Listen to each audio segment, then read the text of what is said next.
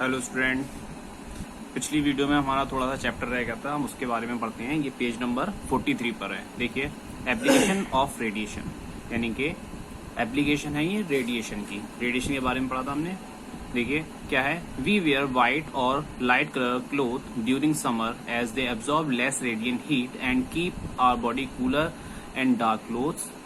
ये क्या कह रहा है कि वी वेयर वाइट, हल्के कलर के हम कपड़े समर में पहनते हैं, हल्के कलर के और व्हाइट कलर के। वो क्या करते हैं, वो हीट को कम एब्जॉर्ब करते हैं, रेडिएंट होते हैं, ठीक है। Heat and keep our body cooler then the dark cloth. और ये जो हल्के कलर के कपड़े होते हैं, ये हमारी बॉडी को ठंडा रखते हैं देन डार्क क्लोथ। यानी डार्क क्लोथ जो पहनेंगे उसमें ज्यादा हीट नहीं रुक पाएगी, उसमें गर्मी लगेगी ज्यादा, जितनी हमें लाइट कलर में नहीं लगेगी। Next, electric room heater are provided with a polished metal surface behind the heating element। आपने वो इलेक्ट्रिक रूम हीटर जो होते हैं provided with the polished metal surface, उसकी जो सरफेस होती है वो पॉलिश्ड होती है। बिहाइंड हीटिंग एलिमेंट, कहाँ पर, जहां पर हीटिंग एलिमेंट लगा उसके पीछे की तरफ जो होती है शीट कैसी होती है, पॉलिश्ड होती है।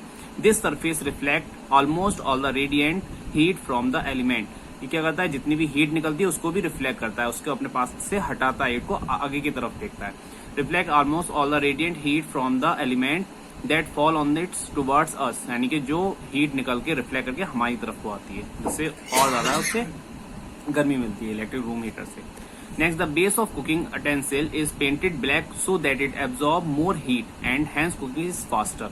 ये कह रहा है कि जो कुकिंग अटेंसिल होते हैं उसकी जो बेस होता है वो कैसे होते हैं, ब्लैक कलर के पेंट होते हैं, जिसकी वजह से क्या होता है, जब हीट जाती है तो हीट ज्यादा एब्जॉर्ब करती है और जो खाना पकता है उसके अंदर वो जल्दी पक जाता है, ठीक है। नेक्स्ट है, it in factories the roofs are painted shiny surface to reduce the loss of heat in winters and increase the radiation of heat summer, thus keeping the inside temperature moderate.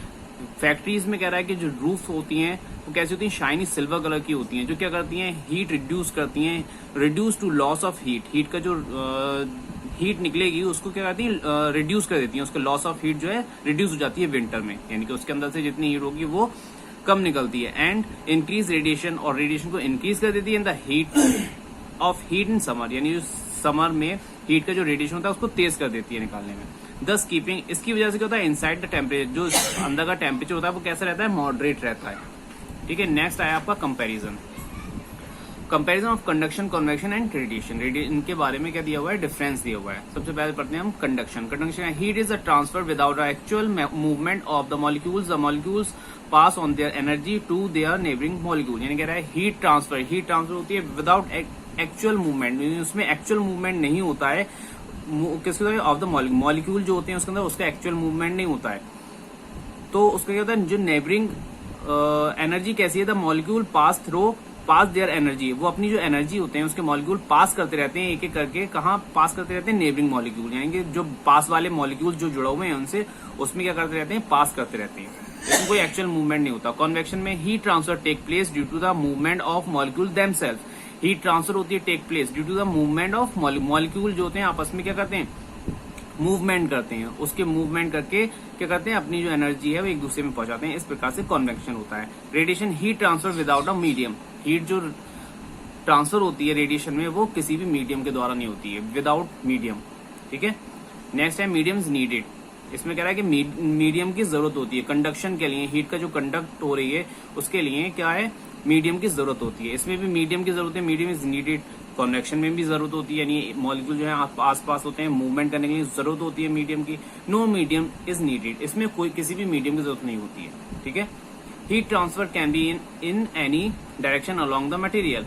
Heat transfer यानी हीट का transfer होता है जो can be in any direction, किसी भी direction में होता है, लेकिन किस डायरेक्शन में होता है, जिस डायरेक्शन में मटेरियल लगा हुआ होता है, यानी कि कोई मटेरियल है उसका जुड़ा हुआ मटेरियल है, उसके मॉलिक्यूल एक दूसरे से एनर्जी को पास करेंगे, हीट को पास करेंगे, तो वो क्या होते हैं, जिस भी डायरेक्शन में होंगे उस डायरेक्शन में पास होगी।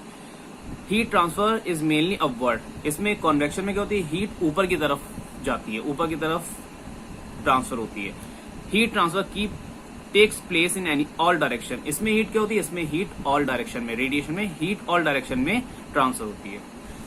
इसमें देखिए क्या है, fourth point, transfer is slow, यानी कि हीट का जो ट्रांसफर होगा वो कैसा होता है, स्लो होता है। इसमें ट्रांसफर इज फास्टर, इसका ट्रांसफर क्या होता है, कंडक्शन से फास्टर होता है, तेज होता है। ट्रांसफर इज फास्टेस्ट, रेडिएशन का जो ट्रांसफर होता है सबसे तेज होता है, सबसे फास्टेस्ट होता है। अब हम बात करते हैं थर्मोस फ्लास्क। आपने देखोगे फ्लास्क जो होते हैं, थर्मस जिसको बोलते हैं, तो उसमें क्या होता है, कोई भी हम ठंडा पानी अगर लेकर आते हैं तो वो ठंडा ही रहता है, गर्म पानी लेकर जाते हैं तो वो गर्म ही रहता है, ठीक है। वो किस प्रकार से बना हुआ होता है, देखिए, a thermos flask is a practical use of knowledge of the thermal conduction, convection and radiation. यानी कह रहा है कि थर्मोफ्लास्क क्या है, एक प्रैक्टिकल यूज है, यानी जिसके हम प्रैक्टिकल यूज समझ सकते हैं कंडक्शन का, कन्वेक्शन का और रेडिएशन का।